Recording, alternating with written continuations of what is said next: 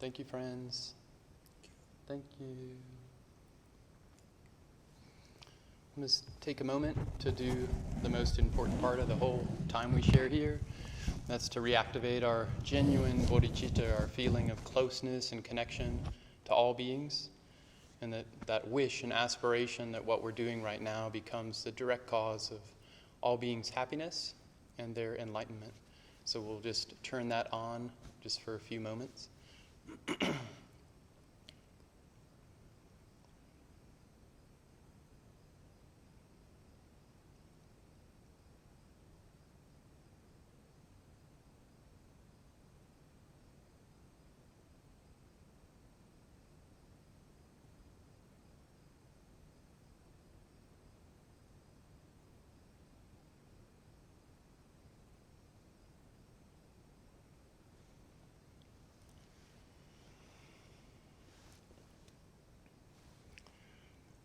Thank you.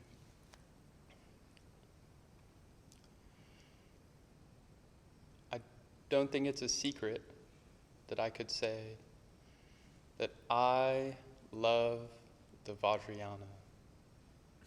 I love it. We all love it. And part of that love is recognizing that Vajrayana is not a permanent honeymoon. When we initially get into Vajrayana or meet a realized Dharma teacher or come in contact with the Buddha's teachings, sometimes its experience is such a deep relief. Finally, there's a connection there. Regardless of where the teachings are that we connect with, the Four Noble Truths, seeing suffering, the cause of suffering, there's a possible way out of suffering forever, and there's an actual path to achieve that. To be in the presence of a noble being, and to just genuinely receive their acceptance and their love and their pervasive compassion and care and kindness. Oftentimes that's a very pivotal moment, because it's so rare in this world to receive that level of acceptance and to be really seen, just genuinely to be in the presence, that someone's with you and they're just fully with you. And we get this burst of enthusiasm, and we start practicing, we get interested, just like Lama Laia went over, this faith starts arising, an interest in Dharma, a longing to learn more, even greater longing to try to apply it and practice it and actually begin the process of changing our habits. That really starts to open up or wake up or freshen on. And the difficulty is that just like everything in life, that there always is a honeymoon phase. When something's new, when we travel somewhere new, when we meet someone new, we go to a new place, new house, new car, new website, we refresh the news feed, it's a new day. There's that hit, new. And so we don't really have to do any work to get the fresh feeling, because it's just new. And so I think that's to be cherished. Those connections with these beings, these noble beings, with the path, with the teachings, with all these techniques, is to be deeply cherished and nourished. And that becomes the question of walking the path.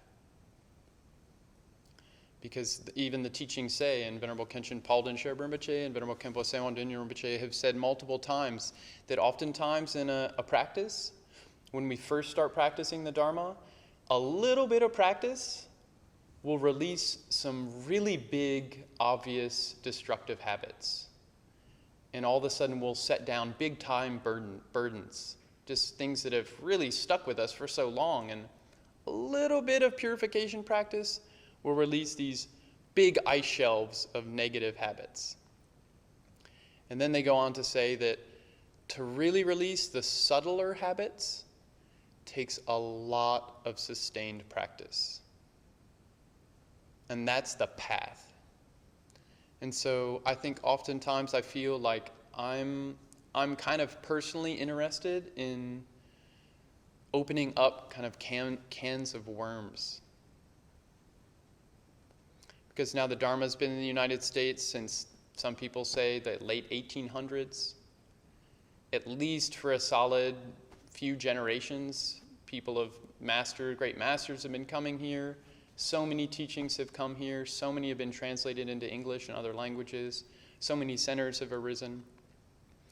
And in general, I think that this time now, and this is my opinion, but this time now is not the time to do the ostrich move and stick our heads in the sand and just want a really Dharma light, super simplified, make everything feel okay version of Dharma.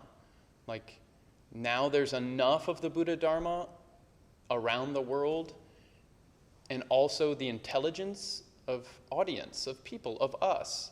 A lot of people are really aching for deep meaning, for nourishment, for nutrition, to not, be puritanically told what to do,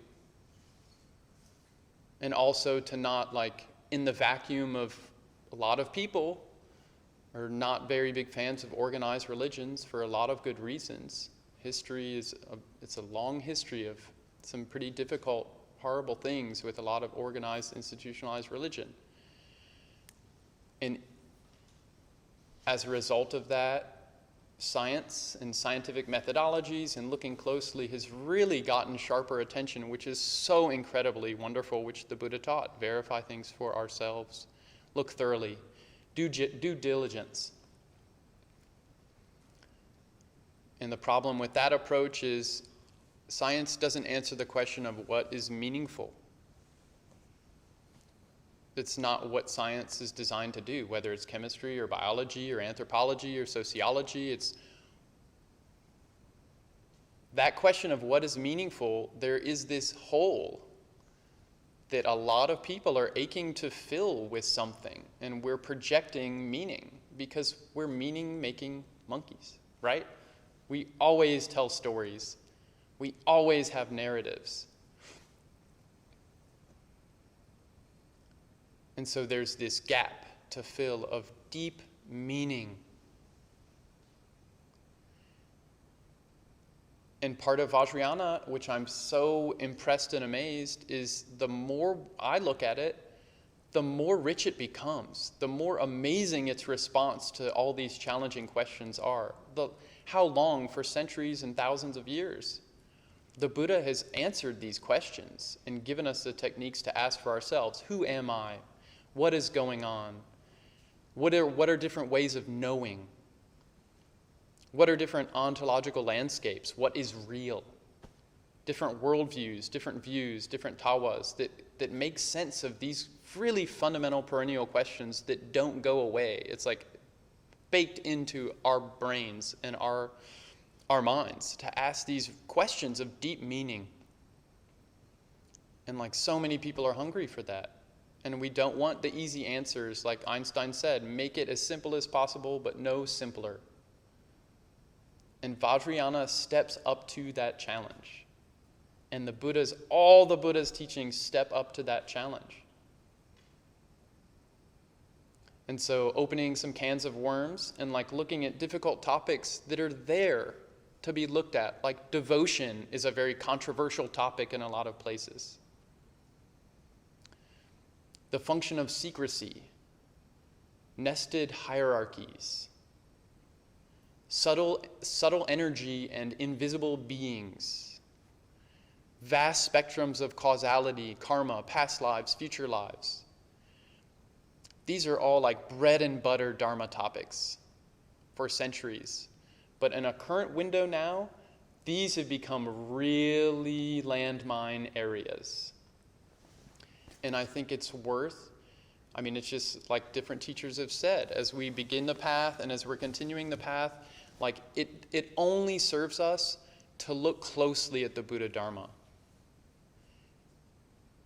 we don't have to look at all the challenges at once. We don't have to investigate every question at the same time. Just like we don't have to practice every practice at the same time. Like we don't have to do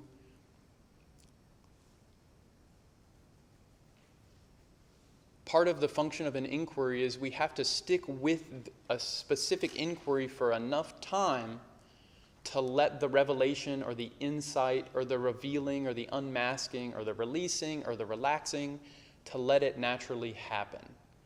We have to stay with the inquiry and support it enough that we transform, and there's some degree of a resolution or an increased clarity of seeing. And so my general approach is, and just like these teachings, this Dudjom Tersar Ngondro, to live webcast these teachings when all we're looking at a camera. We don't know who's showing up. The container now is so big. Like anything I say now, anything we do, basically we can assume it's being recorded in infinite history. As long as human beings exist, the internet will be here.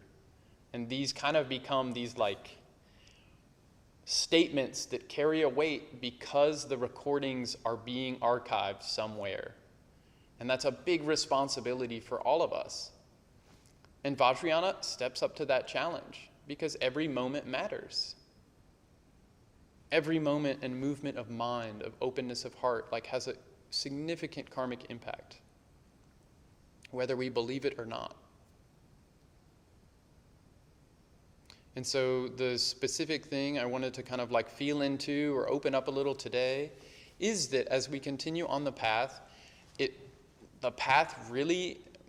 the beauty of the path is as we keep on the path, it opens up. But it only opens up if we open up. And that process of opening up, of literally, in pretty literal ways, of breaking our habitual, common sense, normalized boxes, the worldviews, the deep habits we have of making sense of things, we have to like actually open them. I just heard Dzogchen Khyentse Rinpoche, he defined renunciation as thinking outside of the box. So I thought of that. Wow, that's such an interesting definition of renunciation mind. What box, and I assumed that I'm kind of contemplating this, which box? Definitely the worldly box.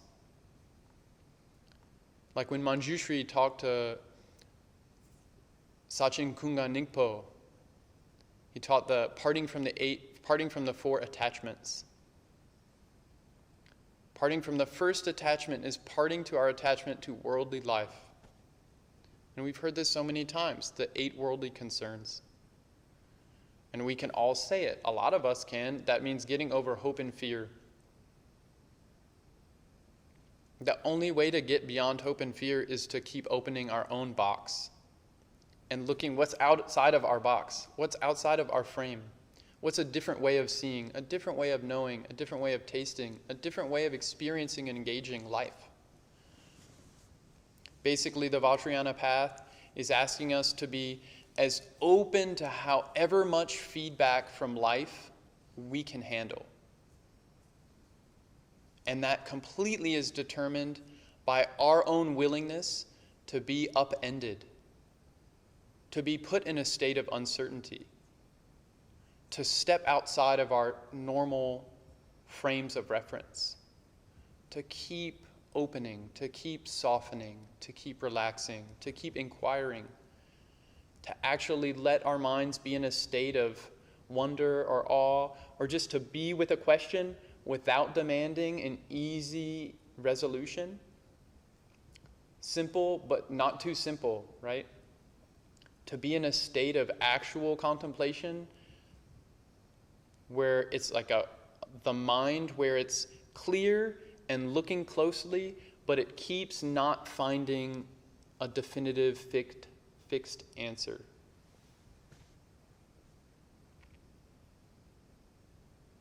And that process of opening our own box, of like asking someone, developing a trusting relationship with a great noble being or a Vajrayana master or guru, and having them help point out where we're getting stuck, where we're holding unrealistic expectations, where our views aren't matching up with reality, and so we keep bumping into things, and that's called samsara.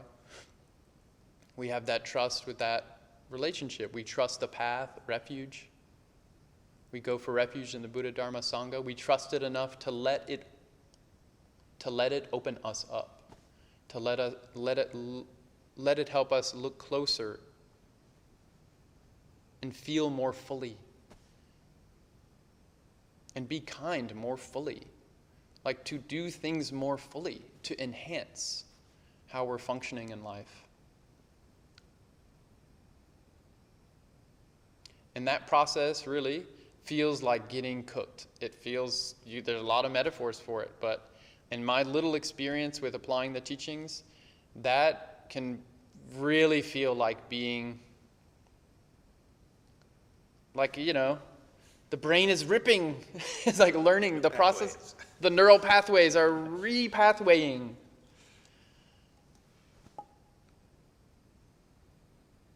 And there's a lot of science being focused on this, like what actually puts us in a state of learning, of dealing with uncertainty in a way where we don't shut down, but we actually get more inquisitive and more curious.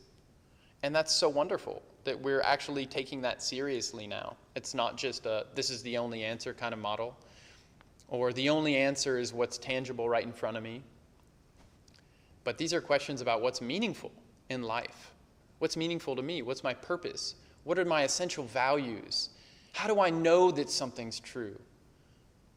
Because someone else knows something's true, and it's a different truth, and they can be contradictory. So, like, how do I know how to assess knowing?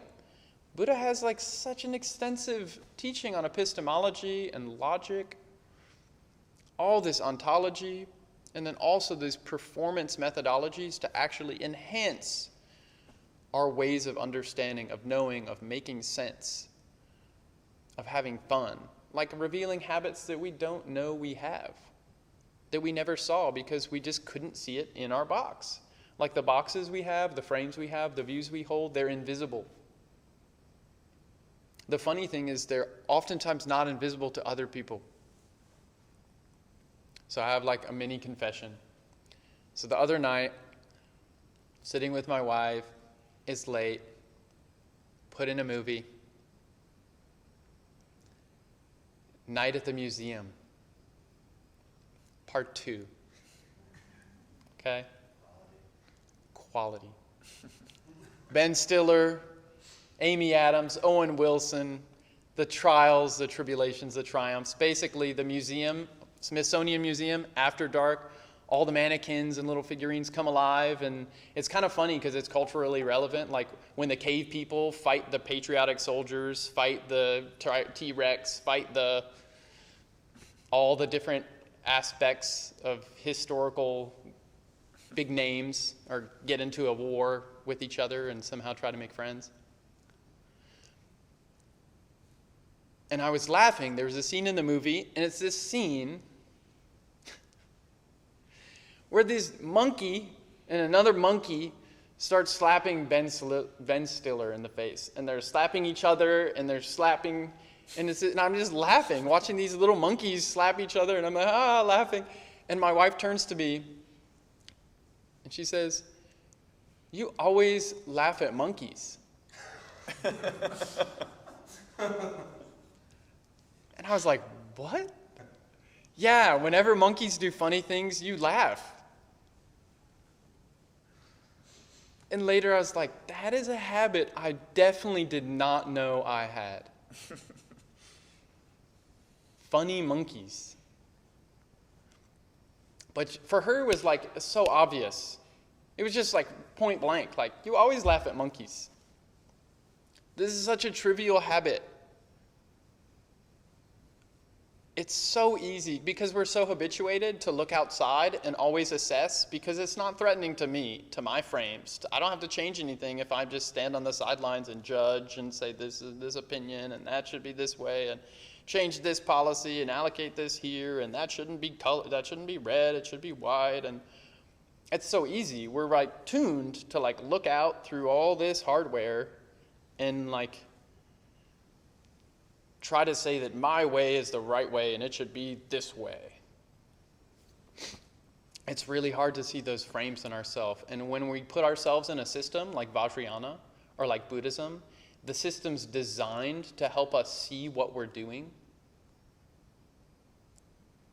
This cognitive behavioral scientist defined wisdom, which was so interesting in the Western canon, like Sophia. Wisdom is the metacognitive capacity to see self-deception.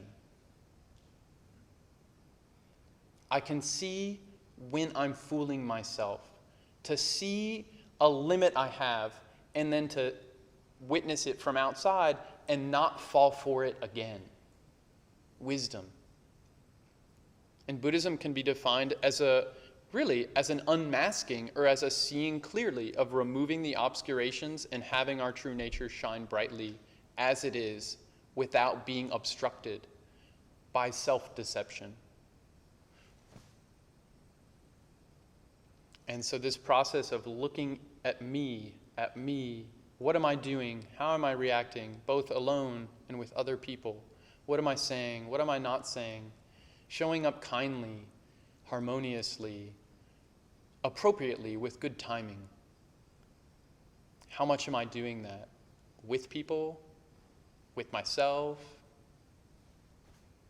How timely is my internal critique of myself? When do I see something that's helpful to see and so I can do something about it, or it's just another way of pushing myself down? The Buddha taught all this Shila, these methods of ethics, and these techniques of samadhi and this wisdom, this prajna. And in Vajrayana, it's really like, to some degree, when we say Vajrayana, it's like there's the promise that in a single lifetime, we can be free of suffering. We can fully achieve a transcendental wisdom rainbow body. We can fully be natural, just be who we are. See what we didn't see before because we couldn't see in that way. Our seeing wasn't lined up with all the full spectrum of what was there to be seen.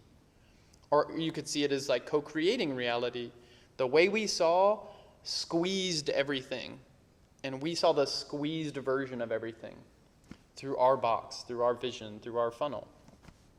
And Vajrayana is saying, full spectrum, receive feedback of the entire span and spectrum of experience in life. And what we pray, it's a common Vajrayana prayer. It's a common Mahayana, Sutra Mahayana prayer. May all the negative karma of all beings ripen on me now. And when we pray that, what do we think is going to happen? If we really take this seriously, that is going to be a really big headache. That wish coming true is going to really rock our boat. All the karma of all beings ripen on me now, so they can be freed. It's such a kind, compassionate prayer.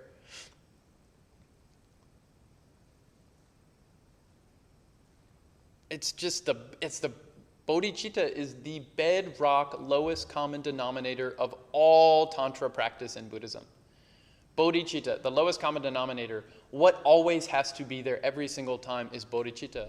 Any question we have, the answer is bodhicitta. Any problem we get into, the answer is bodhicitta. Then the question is unpacking bodhicitta in a way that's appropriate to our experience now, that can really support us to look further, to live more fully, to feel more fully, to release more fully, to relax more fully. And I can't do that. I'm just totally a little person on the path, or like many people. And when it feels like I'm just like putting a name to the experience, I think it really serves a purpose to not pretend like Vajrayana is a honeymoon and that's all it is. Because if you stay on the path for a not very long period of time, and we get triggered, intentionally triggered, we get upended, we get uncertain. Like the technique itself pushes us to grow. It pushes us to open and like laugh at ourselves, to lighten up. Like when that happens, and it happens again, and it happens again, and these subtle habits that are really difficult to release, when the actual meat of the path happens, we'll have been given a heads up. Like this is it working. This is the path working. And then it becomes really critically important to distinguish what does me actually going on the path and like opening up and freeing up and getting clear and soft and bodhicitta full, and what is me just like getting hurt by samsara. This just again and again, because we're good at that.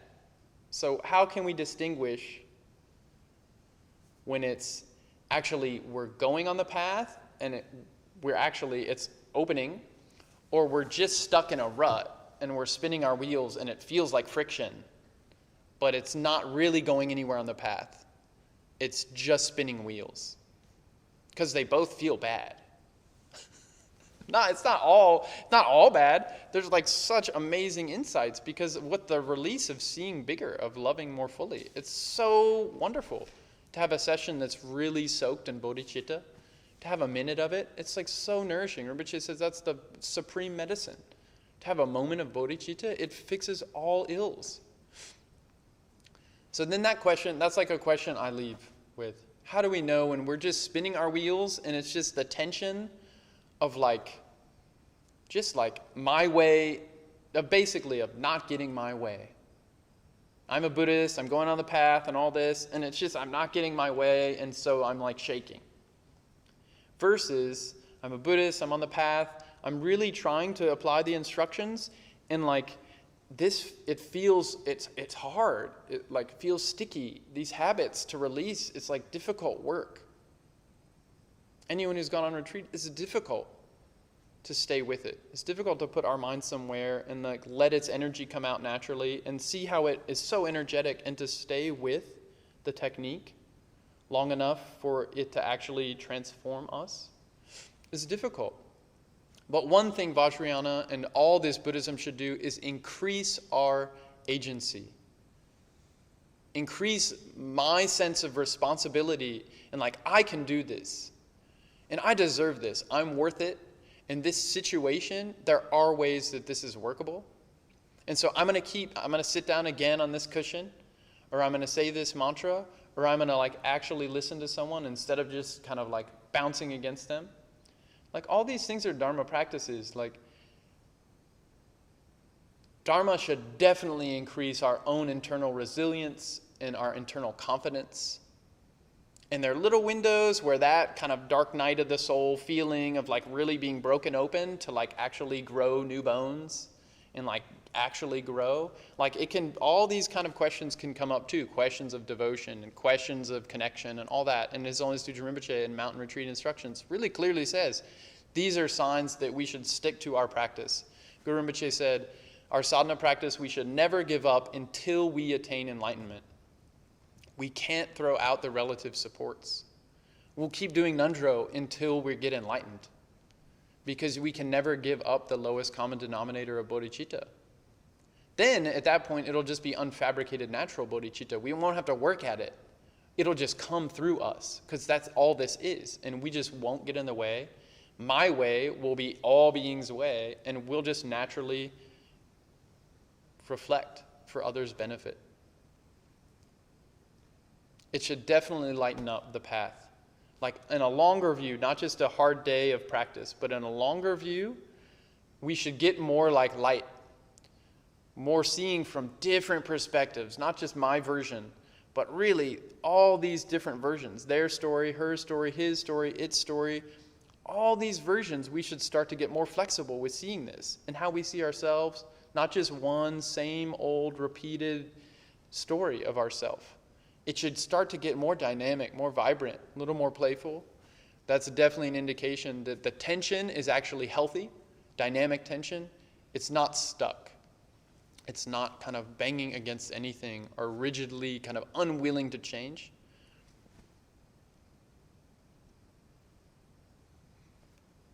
Those are a few thoughts. I think really doing the whole cooking in the Vajrayana soup, really being under the guidance of a realized master in an authentic lineage. It's the really one thing that Vajrayana, and I'm so thankful in the 21st century, there's so much on the table now to look at these perspectives, how to create communities that are like scalable enough. It's the right amount of support. It's not too much coddling. It's like these inquiries that aren't just heady propositional ways of knowing, but they're performative, enacted, extended, embodied, communicative, grounded practices. Like Vajrayana has all this. Buddha taught this a long time ago. All these ways of knowing. Perspectival knowing, performative knowing, participatory knowing, putting ourselves in a state of uncertainty and staying there. Seeing things clearly, like propositional ways of knowing. Studying the scriptures, applying the teachings in practice. That's a beauty of the Buddha Dharma, especially the Vajrayana teachings, is that we can take all these new insights that are coming from all these wonderful myriad perspectives of people, really deep research and really curious new ways of looking at things, emergent voices that haven't been allowed to be shared. That we can take these bits of insight and look at Vajrayana with them. And Vajrayana has nothing to fear. It will only enhance our appreciation of the profound techniques and realization that the Buddha shared with us with these Vajrayana methodologies. I definitely have no doubt about that. The more I look, in the very little time I've looked, it only keeps opening, and then the question is, how much am I willing to open? And we don't have to just rip ourselves open, because that's not a path. That is emergency room time. We need to gradually let it happen organically. And it means putting the time in and keeping doing it and being kind enough that we hold ourselves accountable to the lineage. We keep going, soft but firm. We ask for help when we need it. We check in with our teachers when we need it. We check in with Sangha, sisters and brothers when we need it. We check our own minds when we need it. And then little by little, the path will open and deepen because we'll open and deepen, and it'll only be so much gratitude and appreciation for this. And it's not the final answer. I know it's going long here, but the final answer isn't Buddhism for everyone or Vajrayana for everyone. That's not at all what I'm saying. I'm just saying how fortunate we are. We're in a system. We're in this amazing system of teachings that have been tried and tested by all these beings, and they're like shining exemplars of achieving the pinnacle of human potential, a full actualization of enlightenment. And they keep coming back to help. And all their life stories are just these beautiful examples of like, how do I engage when obstacles come up, when challenges come up? Because all their life stories are just filled with with overcoming and dealing with obstacles. And pick a life story of one of these great masters. They really had the courage and the stamina and the commitment and the flexibility, the kindness to themselves and others to keep with it for all beings, because we're trying to serve all beings. And we can only serve all beings when we connect to all beings the way they are. Not the way I want them to be or the Buddhist version of them. But actually on the ground, how is someone feeling? How are they suffering? How are they beautiful? How are they offering this shining creative insight? We connect with that. Not with some, fantasized pretend version of how Buddhism needs to be everywhere and that's the answer to everything or something silly like that. Because minds are so different. Our habits are so different. Each of our paths is so different. But we're so fortunate to be in this set of practices, like this Ngondro practice, with these living teachers and this lineage of teachers And we have this connection, and like it's so valuable to keep fostering the connection, to keep fostering it. And when it dims, and when it gets a little weak, or we get a little hazy, or we get confused, or overwhelmed, or too stressed, or just a daily grind thing, that we really keep in mind like how precious this is, this opportunity, this system, our connection. We really keep that as a central kind of core thing in our lives. That all these techniques are available for us, and we can keep applying them, and it's only going to enhance our life. And we just have to be patient enough to go like technique by technique, recipe by recipe, and check in, am I doing it according to the lineage instructions?